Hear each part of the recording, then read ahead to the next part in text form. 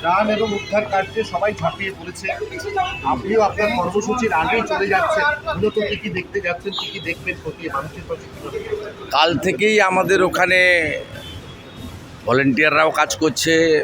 MP Jayanta রায়, MLA Kaushik রায়, মাদারিহাটের MLA এবং আলিপুরদুয়ারের প্রার্থী মনোজ টিগ্গা, আমাদের পক্ষ থেকে যেটা সাধ্যমতো নির্বাচন বিধিকে মাথায় রেখে যেটা করা হচ্ছে, ভলেন্টিয়াররাও কাজ করছে।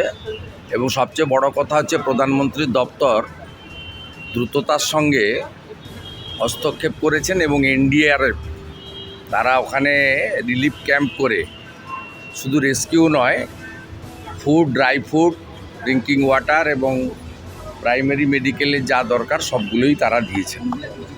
তো স্বাভাবিকভাবে 3টে গ্রামের প্রায় 800 বাড়ি কমপ্লিটলি ম্যাশড হয়ে গেছে। এই বাড়িগুলো সব টিন দিয়ে তৈরি করা ছিল। তা এখন এদের পুনরায় বাসস্থান তৈরি করে আবার ঠিকঠাক মতো দাঁড়াতে একটু সময়ও লাগবে।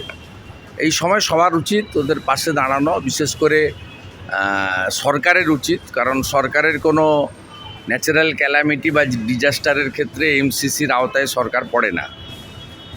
আর বাকি যে এনজিওগুলো রয়েছে, রাষ্ট্রীয় স্বয়ংসেবক সংঘ থেকে শুরু করে ভারত সেবাশ্রম সংঘ, রামকৃষ্ণ মঠ ও মিশন, এরা করছেন কাজ।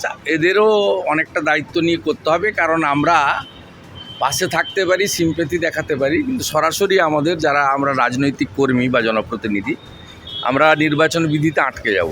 আমাদের ইচ্ছা থাকলেও উপায় নেই। এই সময়ে রামকৃষ্ণ মঠ ও মিশন, ভারত সেবাশ্রম সংঘ, রাষ্ট্রীয় স্বয়ংসেবক সংঘের মতো সামাজিক সংগঠন বা Lions club, rotary, red cross, এদের ভূমিকাটাই বড় থাকা উচিত। এবং আমি আশা করব যে অন্য রাজনৈতিক দলের লোকেরা বা যারা এই রাজ্যে শাসন ক্ষমতায় আছেন, তারা সরাসরি এই ত্রাণ কার্যটাকে নির্বাচনী কার্যে ব্যবহার করবেন না। যা যা করার তাদের প্রশাসনকে দিয়ে তারা করবেন। টুইট করেছেন কুণাল ঘোষ, বলছেন উত্তরবঙ্গের মমতা বন্দ্যোপাধ্যায় মুখ্যমন্ত্রী রাতে পৌঁছে গেছেন, আর ওদিকে ওনার চার্টার ফ্লাইট আছে, উনি যেতে পারেন। আমাদের কমার্শিয়াল ফ্লাইট যখন টাইম হবে, গভর্নরও গেছেন, আমরাও যাচ্ছি, অন্যরাও গেছেন। ওনার চার্টার ফ্লাইট আছে, তাই গেছেন। কারণ তৃণমূলের ইলেকটোরাল বন্ডে অনেক টাকা, সঞ্জীব গোয়েঙ্কা 400 কোটি টাকা দিয়েছে, ডিআর লটারি 600 কোটি টাকা দিয়েছে। অত একটা কেন, 5টা চার্টার ফ্লাইটে মাঝরাত্রে, ভোরে, সকালে, রাত্রে সব যেতে পারে। কিন্তু আমি তৃণমূলকে বলবো, মুখ্যমন্ত্রীকেও বলবো, মালের সময় যদি আপনার এই তৎপরতাটা দেখতাম ভালো লাগতো, তাহলে বুঝতাম আপনি রাজধর্ম করছেন, ভোট ধর্ম করছেন না।